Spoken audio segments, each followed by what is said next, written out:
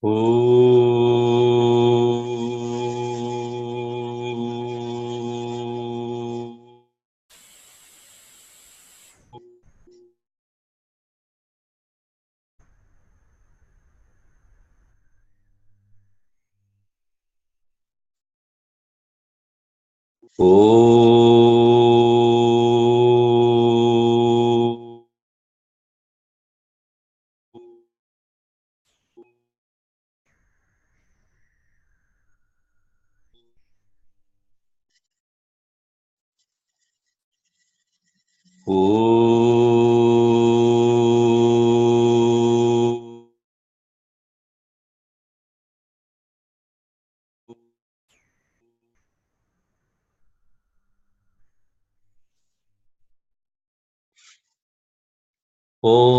Sahana Bhavatu Sahano Bhunaktu Sahaviryam Karavavahai Tejasvinavadhitamastu ma vidvishavahai.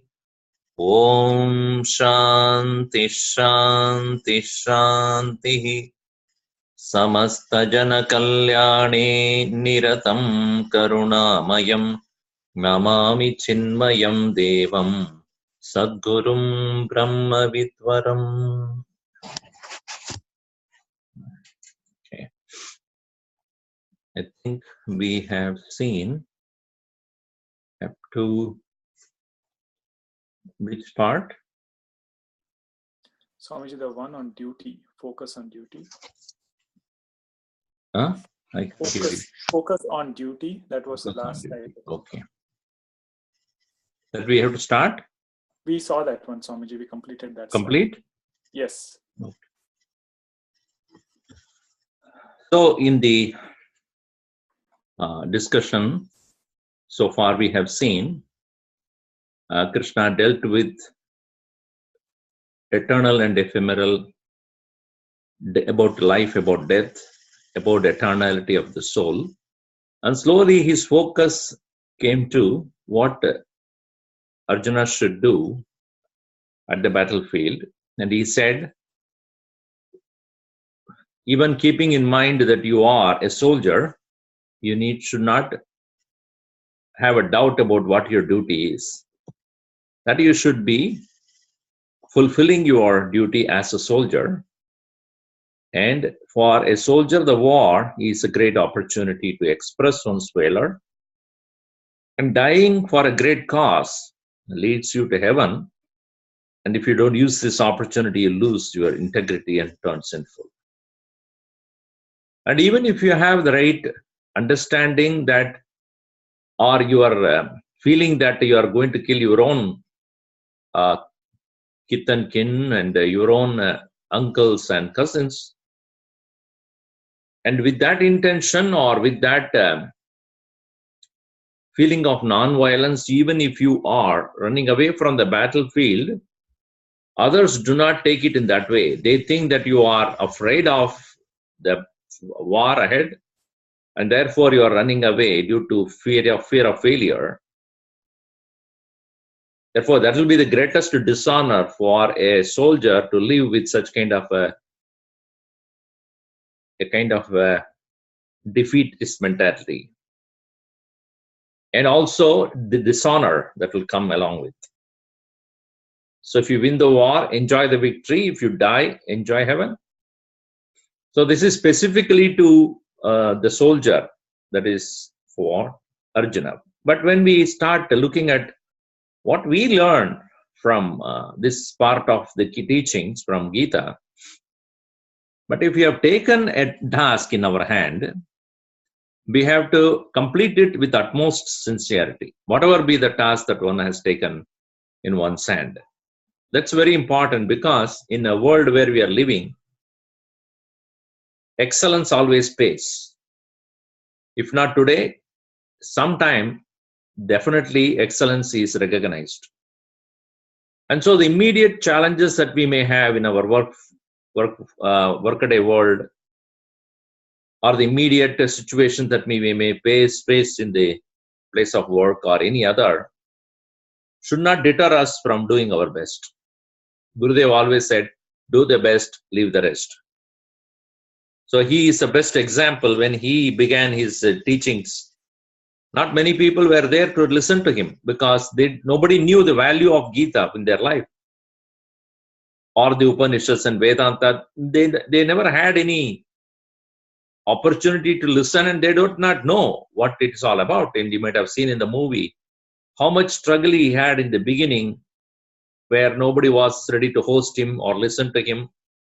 In fact, they ridiculed and criticized and tried to stop him. But he said, if I'm doing the right thing for the right cause, for the right people, I will go ahead. I will continue to do.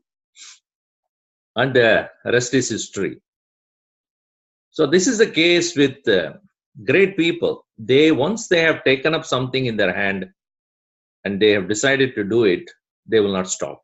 Once they are convinced this is the right thing to do, they will not stop. Now, moving on to the next topic here. Now, action is spoken as a yoga in Gita itself. Yoga karmasu kaushalam. Doing excellently in your work itself is yoga. But this excellence, we always seek to have a result of excellence also. That's another irony that we have in our life is, okay, I will do my best, but what will the best give to me? It's interesting, such a question is. I will do my best, then that best should give me what? We always think that even doing good should have a personal result. So Krishna in this section is going to tell us how working in this world is a means to liberate oneself. Start with equanimity is important in the workplace. Samatvam yoga uchyate. Stay neutral in joy and sorrow, success and failure, gain and loss, and continue to engage in your work. You will incur no sin. Essentially, what it means is that the result of action should not disturb one's equanimity. And this happens when we are out in the world, meeting people, getting challenged by the situations in life. It is not meant for a person who is staying in solitude or some isolation. For such a person, this teaching is not necessary because he is not going to meet the world or meet any challenges. So it is for a person of the world, how he can slowly prepare oneself for the inner maturity leading to liberation or freedom from mind. After all, the mind is always troubled by the disappointments. We look for something and that doesn't happen, then we lose all our enthusiasm. Or we get some different results than what we have expected, or no result at all, apparently. All these things can remove or take away our enthusiasm. Krishna says the greatest sin is self-insulting action. S-I-N. Self-insulting action is sin. Not necessarily you have to commit a crime. Gurudev used to say, if you are convinced about something, don't go against it. Going against your own conviction is the greatest sin. Meaning what? You are going against yourself. A part of your mind is saying something, another part of your mind is going against it. So equanimity is where we maintain an equilibrium within and rising above the so-called vicissitudes of life in the form of joy and sorrow, success, failure, gain, loss. And so this equanimity or samatva in Sanskrit can be achieved only when we know nothing stays in the same condition for a long time. Today what is joyful, tomorrow it won't be there. Today what is sorrowful, in another few days it will not be there. Today, what you consider as a success, tomorrow it will be a failure. What you get as today as a gain will not remain in few hours or few days. It will be lost. So, having a higher vision, keeping our vision a little higher will help us see the relative temporary nature of anything that is gained, anything that is lost, anything that gives us sorrow, anything gives us joy, etc. Next is any action will have a result. There's no doubt about that. If I throw a stone up in the sky, it will come down. That is a natural law. You cannot stop it. This is about the law of nature. The force of gravity will bring down the stone which I throw above. But in the same way, any action performed will complete only when the result is achieved. And Krishna specifically says there are two kinds of results in any action. One is external, another is internal. External results of any action is decided by many factors. For example, I am talking to you. You may understand what I say or you may not understand. It is not decided by me. I cannot decide whether you should understand or not. Though my intention is to speak or present the subject matter in such a way that you can easily comprehend. But whether your attention is on it or your mind is occupied with something else, or you are not even listening to this, you are just looking at the screen but thinking about something else, there are many possibilities are there. So, any external result is decided by external factors. But the internal result that can be achieved in every action of ours is how clean in my mind I am in engaging in that action. The purification of mind through work is the means to liberate oneself from the mind. For the mind always seeks an external result. So, to make the mind content with the inner purity, and that as a primary result being sought after in any action, will be more predictable, so to say. How do I keep my mind while working in the world is decided by me only. What results will come out of my work is not decided by me. Therefore, even every little attempt that you make, he says to Arjuna, every little attempt you make to purify your mind through working selflessly releases you from the fear of immortality. Solpam apyasya dharmasya trayate mahato bhayat. So what it means is that every action can be performed with a total mindfulness about how pure is my motive. It doesn't matter what action you do. It can be a little action of cleaning your own room, making your environment a little more livable, or maybe helping somebody in doing what he or she wants to do. Maybe help out someone who is in real trouble. Have a few words of sympathy for a person who is suffering. Whatever it be, a work that is performed with no selfish agenda will not give you, first of all, any disappointment. Secondly, when I have no attachment to the result doesn't come to me. That's the secret of it. When my action is performed with no intention of selfish gain, the result, whatever it be, good, bad, or ugly, will not touch me. And therefore, an individual who has thus released himself from possible effects of the future ultimately does not come back. He gets liberated because there is no reason to come back. Because no results of the past is holding him captive anymore. That is the secret of karma performed with the yoga of liberation. That is a beautiful asakto hi acharan karma paramapnodi purusha, Krishna says in one place. So if your focus is on liberating yourself, you will stay mindful in work. Otherwise, your thoughts will be diverse and uncontrollable.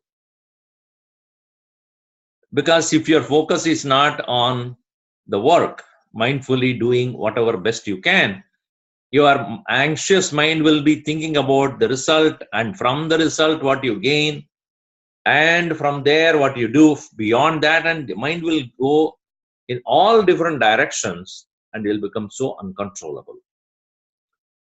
So that state of mind, in technically known as, in Krishna's words, vyavasayatmika buddhihi, well cultivated mind. And we have to strive hard really for this kind of state of mind, because our mind in general, given any moment, it is going in various directions, and you will see yourself, or you will notice yourself only when you try to sit in one place and watch your mind. And you will find that when you start practicing that, how many different things it is worried about, how many things it is undigested, how many things it is disappointed about, how many things it is anxious about, how many things it's planning to do. Oh. You must sit down and watch your mind, then you will realize this. So that only shows how much the mind is keeping you so busy. That's why at the end of the day, you get exhausted, not because you're physically tired, mentally exhausted. There's so many things going on in your mind. If you see a person, so many thoughts about that person, so many things about that person you want to talk about, or you have complaints about, or you have already some prejudices about that person, and which is coming to your mind. Oh, he did that, she did this, and I want to ask him, why did he do that, why he did not do that. And then by the time another person also, about that person also another 100,000 things. And there is no end. Mind can be 24 hours can be busy if need be. And that's how today's world is. Everybody is so busy, not physically, mentally. And that's why we get so exhausted, and even to sleep, we need a pill. Not a pillow, only pill. Pillow is there or not, pill is there and I can sleep anywhere. That is the condition in which we run. That's why otherwise, why should people drink so much? Why should they escape from the realities of life? Why run here and there?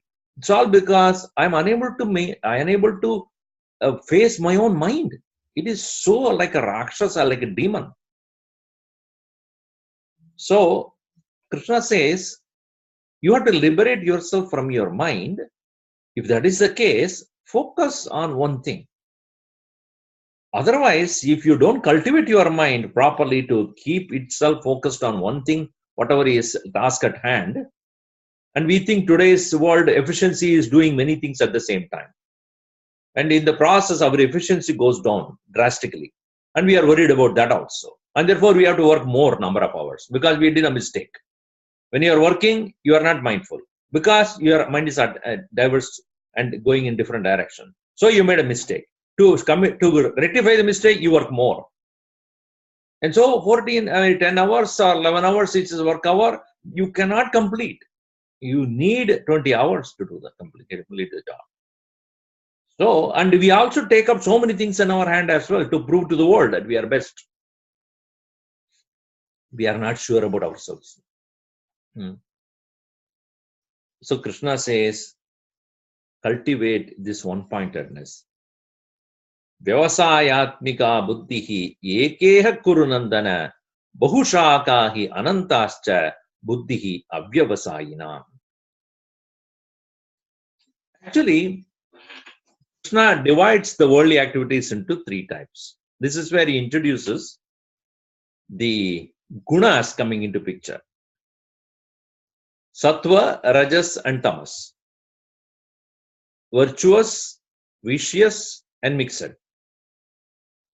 So, the pursuit of our life, any action that we take, we have to ask this question to ourselves. Is it something which I need to do or I choose to do? Ask that question to yourself. Is it an action, is it a work that I need to do or I wish to do, I like to do? Or sometimes you say, I don't have wish to do it, I don't need to do it, but somebody makes me do it. That's another one. However, is it my duty? Is it that I have to do this? Can it be done by somebody better than me?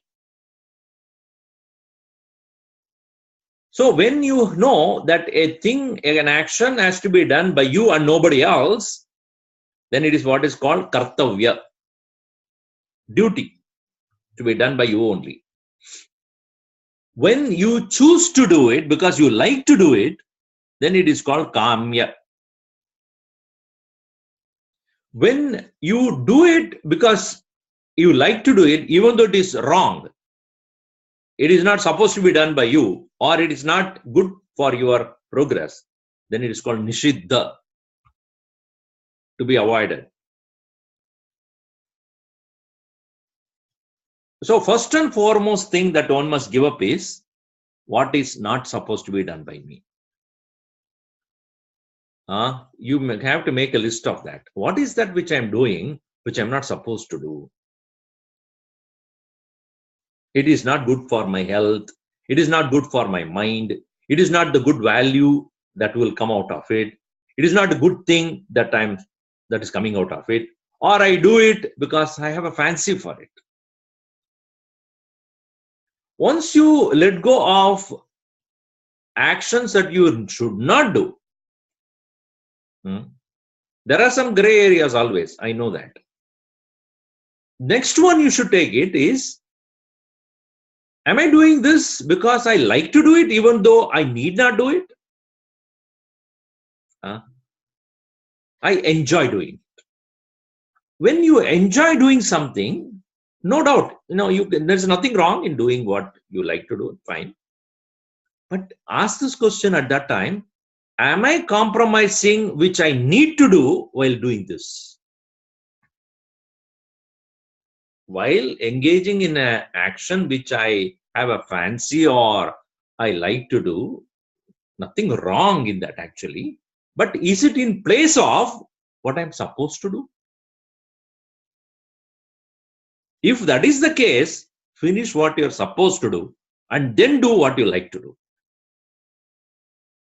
But I'm telling you, if I'm clear about what I need to do, that itself will take much more time of yours than anything else. In today's world, we don't even know what we are supposed to do. That's another thing. For example, I do see myself sometimes. My personal determination is every day I have to do 1 hour of workout to keep my body healthy and then going, right? So that I can be efficient in what I'm doing and then don't fall sick that often. And so many other factors, so many things that can be coming to disturb the health. So if I can spend 1 hour of my daily life in doing some kind of workout or walking or jogging or doing some workout. Now, nobody forces me to do that. But I know I have the responsibility to take care of this body. Therefore, it is a kartavya for the body to be healthy. I can easily compromise. Nobody is going to tell me. Now, but is it not that I become aware that it is something which I need to do for my own benefit, for my own growth or my own health? And so it becomes a kartavya to be done by me, though nobody is insisting me doing this. So as we mature, as we start growing up, we must clearly see what is that I need to uncompromisingly engage for my own either spiritual growth or professional growth or any other health, whatever. For example, if you are a householder and you have a wife, you have children. Now, to be with them, to take care of their needs on a daily life is your kartavya. You cannot say, I am worried, I am married, but half the time I am away somewhere else. I am not bothered about them. Then, in today's world, that's what happens. People get married and never stay in the family. Then, why did you marry them? Naam ke vaste. It is necessary that therefore we should become mature enough to recognize what is my kartavya. Nobody is going to say. In today's world, who cares about what you do? They don't have even time for thinking about themselves.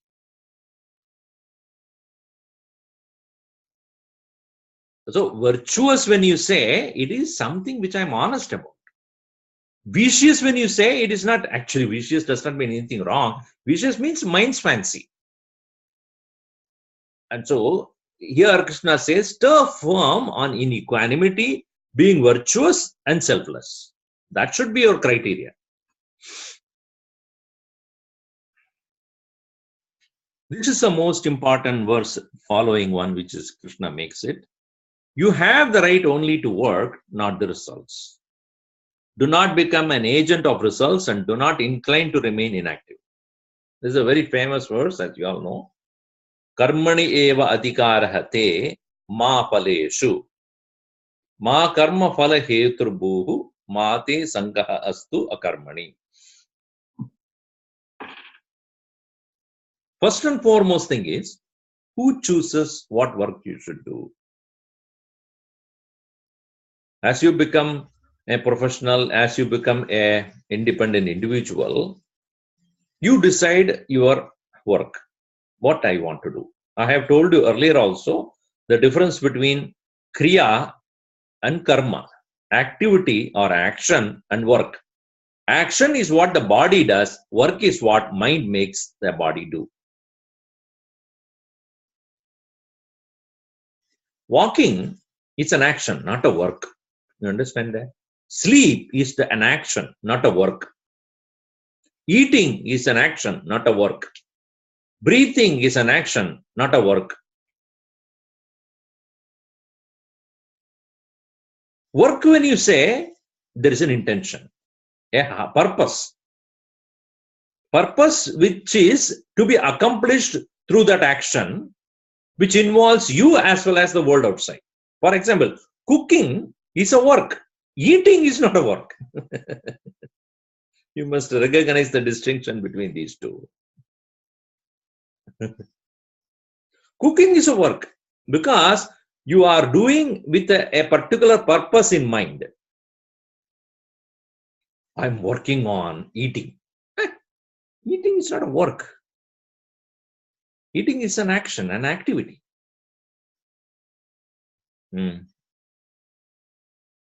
You go to work. You walk to work. Walking is not a work. So workout is different. You see, workout is different from walking to work, right? When you say workout, I want to reduce my weight. I want to build my muscles. I want to lose my fat. Yes. Then it is a work.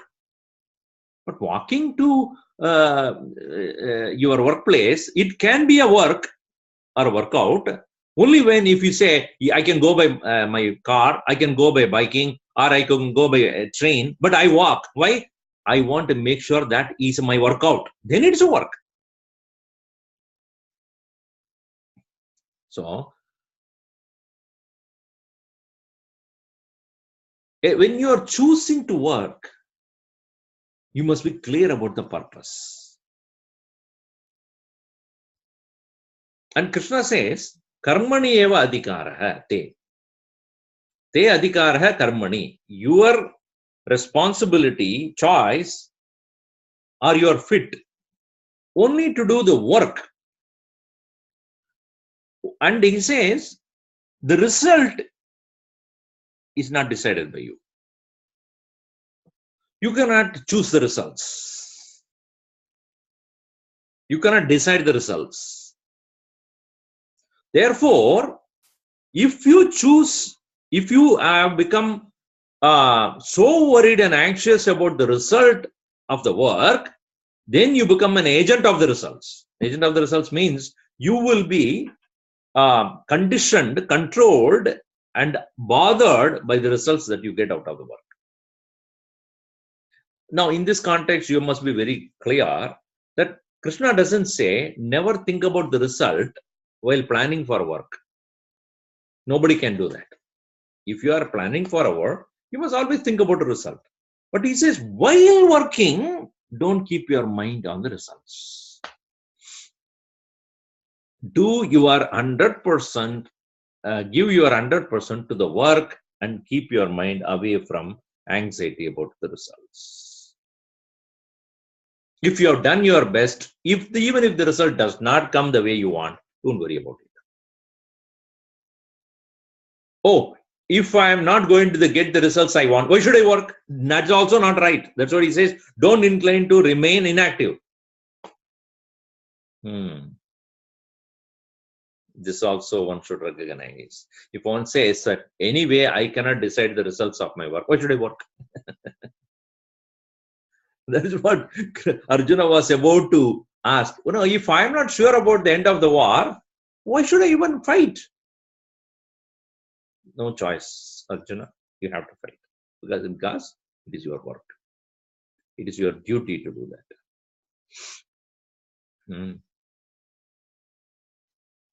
For example, a parent, they are bringing up the children, giving them education, giving them values, giving them food and clothing, and then making sure that they get whatever they want. Finally, see, if that parent is so anxious about, oh, my child will grow and then he'll become a person, a man, a grown-up person, and then he or she will go to work, and then he will earn money, and then he will take care of me. If that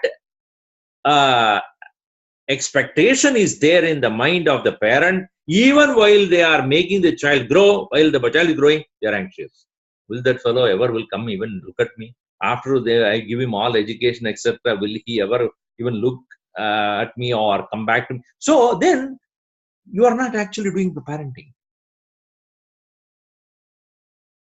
Parenting is where you fulfill your responsibility of making the child a mature individual. That's all your job. What you would do beyond that, whether he will earn and take care of you, etc., you should not think about it right now. Then if you are thinking about that, then it's an obligation. You are not, then you are, there's a difference between the obligation and responsibility. Responsibility is where you do it because you are the only person to do it. I am responsible for this. Obligation is when you are given something already, you are returning it, or you are doing something in expectation of something in return. That is obligation.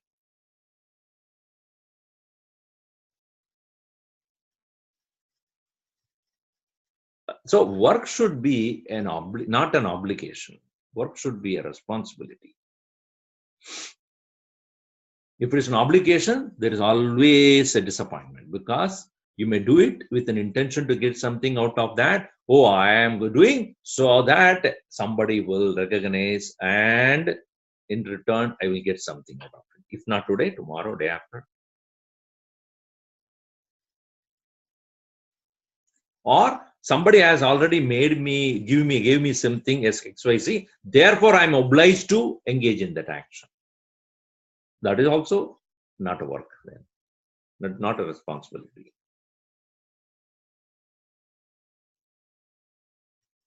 So Krishna says here, you have the right to work and you cannot decide the result. Don't become an agent of the results. Don't get disappointed by what you get.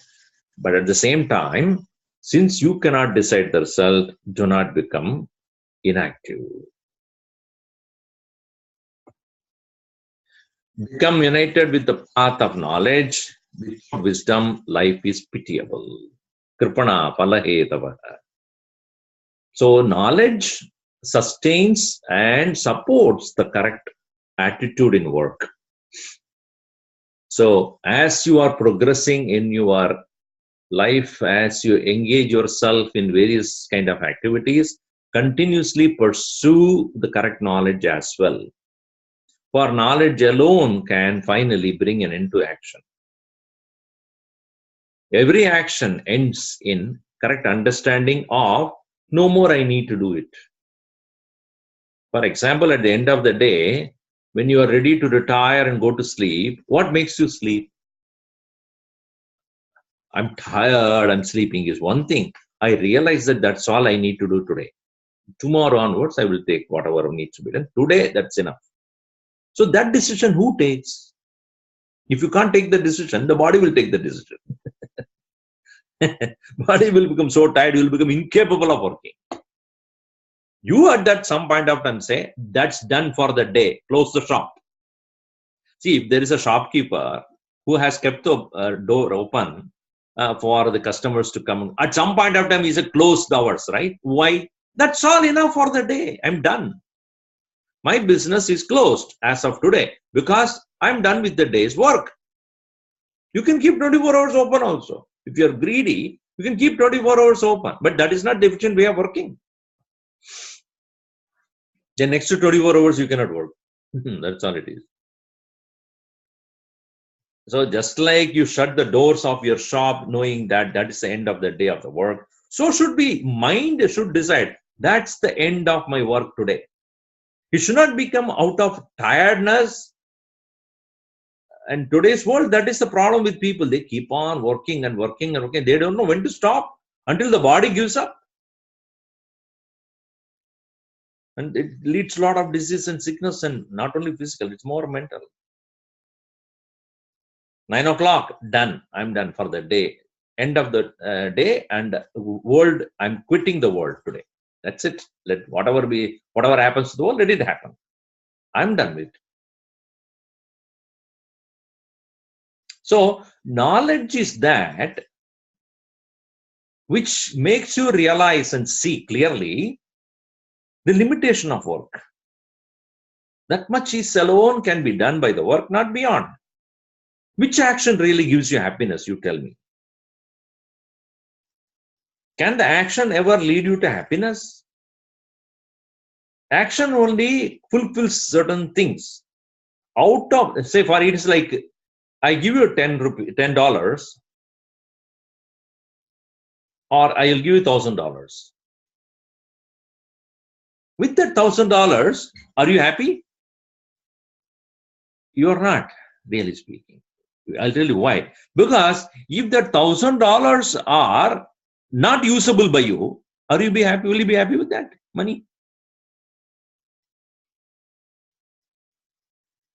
I will give you Indian currency 1,000 rupees. What do you do with that? It's useless. It's not transactable currency anymore. What do you do with that? It's a currency, all right. It was useful till December 8th or whatever. After that, it is useless. Now, what do you do with the currency? So, currency by itself is not the happiness what the currency can buy. So, it's a buying power of the money that makes you happy. When the buying power of a currency goes down, you will be unhappy about that. What you can get in $50 today, in 10 years' time, it takes $500. So when I give you at that time also $50, will you be happy? No, you won't be. In the same way, action by itself cannot give you happiness. Action leading to a particular result alone can give you happiness. So action by itself is incomplete. On the other hand, if I have found happiness without action, then why should I do any action?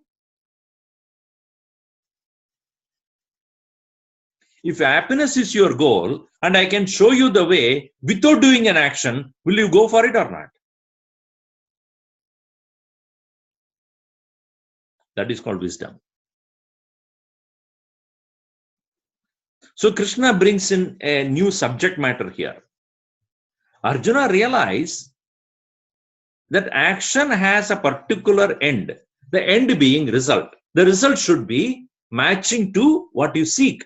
If that result does not match for what you seek or match to what you are seeking, you don't engage in that action. Correct?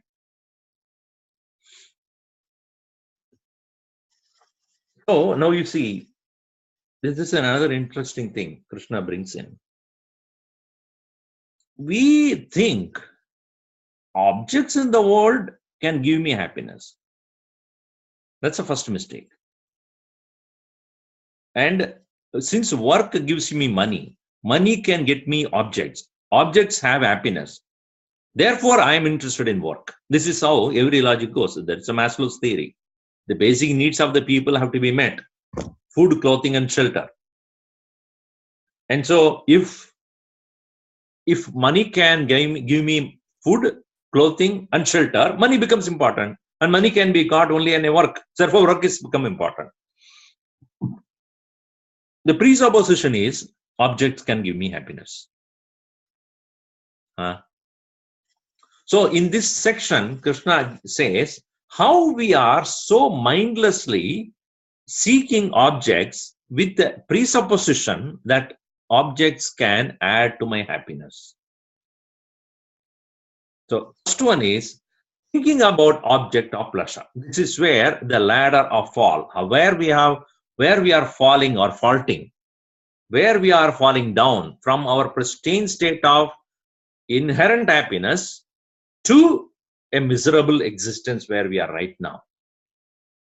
This is a universal truth. Whatever is said by Krishna 6,000 years back is even today and forever to come will be the truth.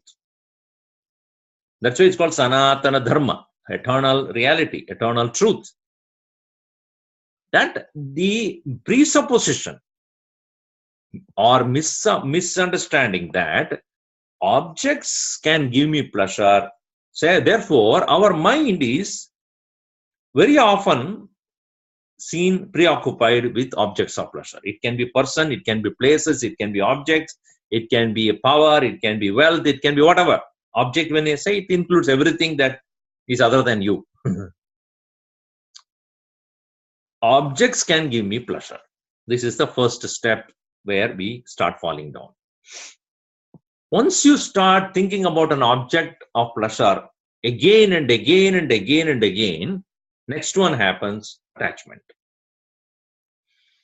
Attraction to that object, whether it's a person, again, it's a person whom you are attracted to, or a place, or an object, or an experience which you are seeking for. That attraction starts. That is where addiction also begins. Consistent thinking about that. You cannot leave, you cannot stop, you cannot avoid, because it comes back again and again in your mind.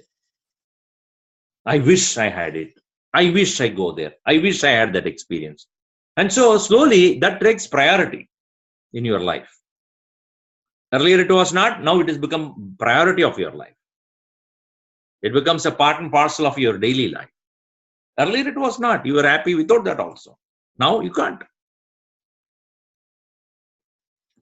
Then desire or love to experience this object. I want to come closer to the object. Wanting to own up, wanting to possess, wanting to have that as my own.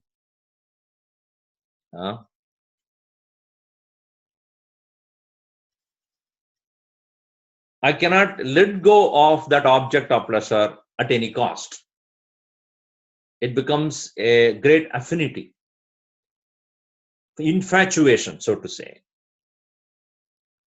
Once that desire or love to experience the object becomes intensified, and when it is deprived, there comes violence, anger, frustration, disappointment, sorrow, uncontrollable emotional outbursts.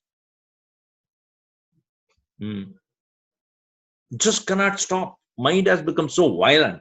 How can I be deprived? How can I not get it? How I can be a failure in this case? How is that I am rejected? How is that I am unfit to get that? Who stopped me getting it? This is all the violences are because of that kind of a state of mind only. Any criminal act, any crime, any murder, any kind of mass destruction are all because of this frustration of being termed or branded as a failure by the society, by the set of people, or oneself blaming oneself to be a failure. So where it all began with an idea, a presupposition that objects can give me pleasure. Second is continuous thinking in the form of thoughts repetition. Then an idea to possess or own that object. Then when deprived, extreme violence and anger, frustration, sorrow leading to violence. When in that state of mind is filled with anger and frustration, you lose all the discrimination. What is right and what is wrong will look very bleak. Everything what is right looks wrong. Anything which is wrong looks bright. Even one's own people, near and dear, whom you respect, whom you revere, whom you were very fond of, all of them will look like enemies. Like a person, a man or a girl falling in love with a boy or a girl, when they are deprived, even the parents look demonic. Parents look like enemies. Brothers and sisters who oppose this become, alien. One alienates oneself from all people because I want to get what I want to get. If I don't get it, you are all not you. I don't want you all.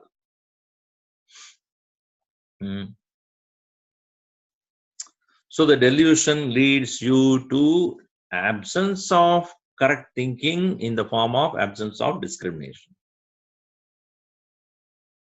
And all that of the past, all that which have helped you so far to be who you are, is gone.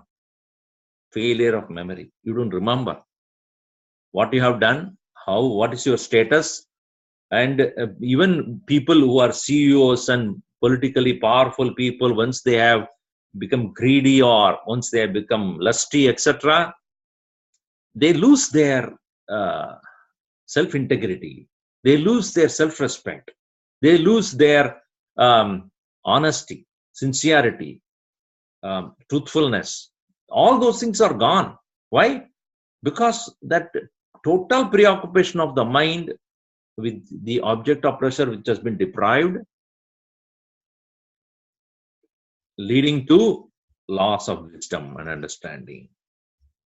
Meaning, taking to the ways which are so condemnable, which are so unlawful, illegal, wrong, unethical, immoral acts, loss of wisdom and understanding, and finally that person completely becomes unfit, destroyed, and cannot come out at all, becomes unfit to be liberated from his own prison created in the mind. So this is called ladder of fall, the famous psychological analysis by Krishna. Dhyayato vishayan pumsaha sangasteshu vajayate sangat sanjayate kamaha kamat krodho vijayate krodhat bhavati sammohaha sammohat smriti vibramaha smriti bramshat buddhinashaha buddhinashat pranashyati. What a wonderful analysis of human condition. Every history, every turn of a century, you will find great leaders falling prey to their greediness, arrogance, pride, ego, haughtiness, all because of these situations created by oneself in their own minds, falling prey for their own mind and becoming unfit, condemned by the world. You can see many examples. Look around, you will find it. A lot of them. I mean, even ourselves also, when we become very angry or upset, find out what is the cause. You will find somewhere you are giving priority to something which actually need not be even to be bothered about. But unmindfully, unintelligently, indiscriminately, I have given importance to something which now has taken precedence, taken over my mind, then therefore I am lost. I'll stop here for you to ask some questions if you have. Yes. Swamiji, I have a question regarding. Yeah, a little louder, please. Swamiji, I have a question regarding what is a pure mind? Is it something which is a calm mind or a happy mind? What is the difference between that? Yeah, so a pure mind not necessarily characterized by calmness. Calmness is not the only criteria to be considered as a pure mind. A pure mind basically has a pure motive to start with. The intention in general is unselfish. That's first thing. Second thing is, a pure mind is that which is ready for knowledge. In other words, it is ready for letting go all the attachments to gain liberation, freedom. It's very clear that if a mind is not seeking freedom, that means it doesn't even recognize what is bondage. So, in other words, a pure mind knows what is bondage and what is liberation. And therefore, a pure mind clearly becomes, as we saw in the Shankara Bhashya also, Jnana Yogyata Prapti. It becomes fit for gaining knowledge because it has gained the insight into what is bondage. And the bondage is not external. That is also clear. So the bondage is my own self-created boundaries, which in the form of desire for things, which is more selfish. And therefore, misplaced idea of joy or happiness. Swamiji, when I'm working in the world, so unselfishness is attitude, getting ready for knowledge. So that is again by recognizing what is bondage. Even while the mind is happy or things are happening the way you want it. Like sometimes I feel like when I'm working, if things go the right way, the mind is kind of calm. It does not throw up new things. But at the same time, probably even that is also a bondage because it's dependent on some result which has been met right now. It is not nothing wrong if everything goes well. So you can attend to something else, right? If something is not going right, well, you may probably have to pay attention to what is wrong and then go and correct it. So you cannot say it's wrong or right. It is that's way to say it is. If the things are going well, you are calm and so that you can focus on something else. There's nothing wrong with it. Thank you, Swami. Any other question? Suryansh? No questions. Madhumita? Swami? Who is the Nikhil? Yes. Yeah. Question. We were talking last week, Anoop and a handful of us, we were discussing like how you're supposed to go about doing your duties. And to do your duties like correctly, you have to be what's the word there's a word I'm looking for. I forgot the word is. Equanimous. There you go, equanimous during your actions and stuff. Right. So like you can't let your mental, like your emotions affect you when you're acting, because then that dissuades you from what you're supposed to be doing. So you should be determined to do your actions based on your intellect. Okay. But what is being passionate then? Because you're supposed to be passionate, but if you're passionately motivated to do something, that means you're mentally, emotionally motivated to do something, as opposed to being intellectually or spiritually motivated to do something. Passion can be of two types. One can be emotional, another can be intellectual. If I am convinced about something, I can be passionate about that as well. It need not be emotional. See, emotional, when you say you cannot withstand being deprived or dejected or disappointed. Whereas when you say I'm convinced, I will not be stopped. Even if the results are not the way I want, I will try many different ways to accomplish that. Whereas emotional person will also look like passionate, but he can be or she can be easily disturbed when the results are not according to what he or she wants. Whereas an intellectually convinced person who is passionate can be a person who cannot be stopped. Even if the results are not the way one wants, he will not stop. Like Gurudev, when he took up this mission of giving this correct knowledge to the people, cannot be stopped. There are many of such people who are there, like Gandhi, for example. How many failures he would have faced on every step? But he said, no, I am going to go. I am going to prove to the world that non-violence is the way to go. I won't be stopped. Let me be beaten up or whatever it is. If it had been emotional, you would have become angry and frustrated and you would have done something wrong. Right? So that is intellectual conviction leading to a certain passion versus emotional attachment to things. Okay. Right? Yes. Thank you, Swamiji. Yeah. That's why Gurudev always would say intellectual conviction is study is leading to intellectual conviction.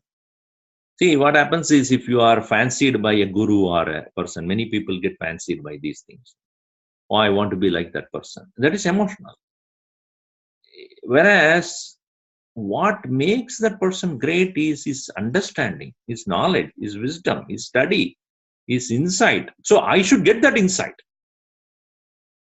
That becomes an intellectual conviction. If I externally see, oh, I would like to be that person having a long beard and with the Rudrakshama, then it is such a very flimsy, artificial, so transient one. You see, that kind of a passion have no ground. It doesn't sustain.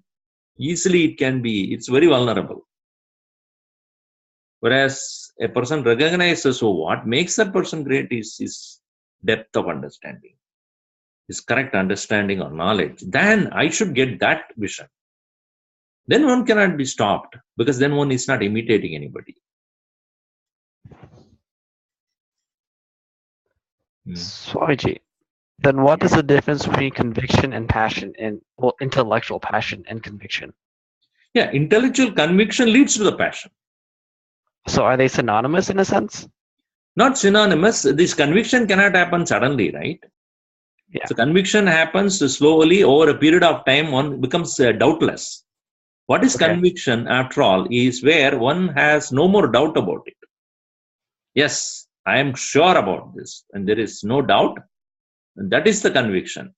It is not coming from somebody else. It's not an injunction or somebody putting a pressure on you to look at it in a particular way.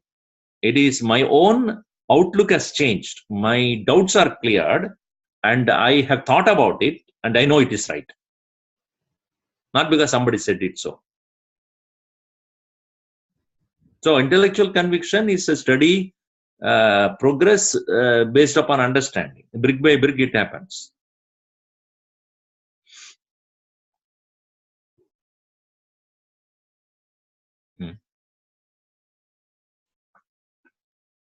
Okay. All right. So next week you can have the discussion. And all right. So based upon what you've seen. And in one more, next one will be the Sthita Prajna Lakshanani, the characteristics of a man of right knowledge. That we will take it up, and then we'll begin the chapter 3, which is the path of action. All right. I'll send you the slides what we have seen today for next week's discussion. Om sarve bhavantu sukhinah, sarve santu niramayaah, sarve bhadrani pashyantu, ma kaschid dukkha bhag bhavet. Om shanti shanti shanti. Harihi Om Shri Gurubhyo Namaha. Harihi Om.